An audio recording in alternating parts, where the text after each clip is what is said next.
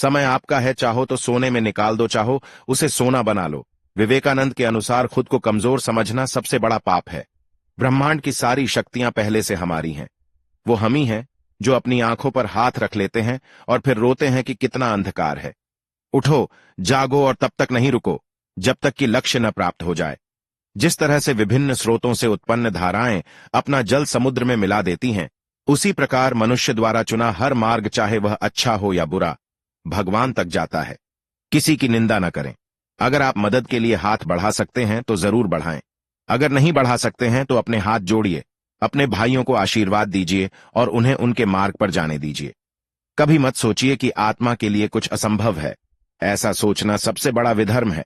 अगर कोई पाप है तो वो यही है, ये कहना कि तुम निर्बल हो या अन्य निर्बल हैं।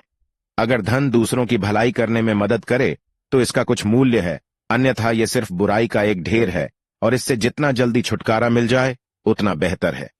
जिस समय जिस काम के लिए प्रतिज्ञा करो, ठीक उसी समय पर उसे करना ही चाहिए, नहीं तो लोगों का विश्वास उठ जाता है। उस व्यक्ति ने अमृतत्व प्राप्त कर लिया है जो किसी सांसारिक वस्तु से व्याकुल नहीं होता। हम वो हैं जो हमें हमारी सोच ने बनाया है, इसलिए इस बात का ध्यान रखिए कि आप क्या सोचते हैं। शब्द गौण हैं, विचार रहते हैं, वे दूर तक यात्रा करते हैं। जब तक आप खुद पर विश्वास नहीं करते, तब तक आप भगवान पर विश्वास नहीं कर सकते। सत्य को 1000 तरीकों से बताया जा सकता है, फिर भी हर एक सत्य ही होगा। विश्व एक व्यायामशाला है जहां हम खुद को मजबूत बनाने के लिए आते हैं। जिस दिन आपके सामने कोई समस्या न आए, आप यकीन कर सकते हैं कि आप गलत रास्ते पर सफर कर रहे हैं। हम जितना ज्यादा बाहर जाएं और दूसरों का भला करें, हमारा हृदय उतना ही शुद्ध होगा और परमात्मा उसमें बसेंगे। एक शब्द में यह आदर्श है कि तुम परमात्मा हो। भगवान की एक परम प्रिय के रूप में पूजा की जानी चाहिए, इस या अगले जीवन की सभी चीजों से बढ़कर। यदि स्वयं में विश्वास करना और अधिक विस्तार से पढ़ाया और अभ्यास कराया गया होता, तो मुझे यकीन है कि बुराइयों और दुख का एक बहुत बड़ा हिस्सा गायब हो गया होता।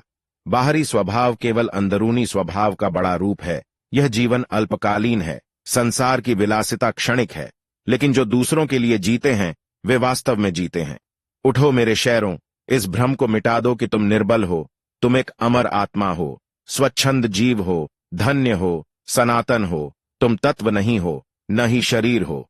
तत्व तुम्हारा सेवक है, तुम तत्व के सेवक नहीं हो। जब भी दिल और दिमाग के टकराव हो तो दिल की सुनो। शक्ति जीवन है तो निर्बलता मृत्यु है। विस्तार जीवन है और संकुचन मृत्यु है। प्रेम जीवन है तो द्वेष मृत्यु है।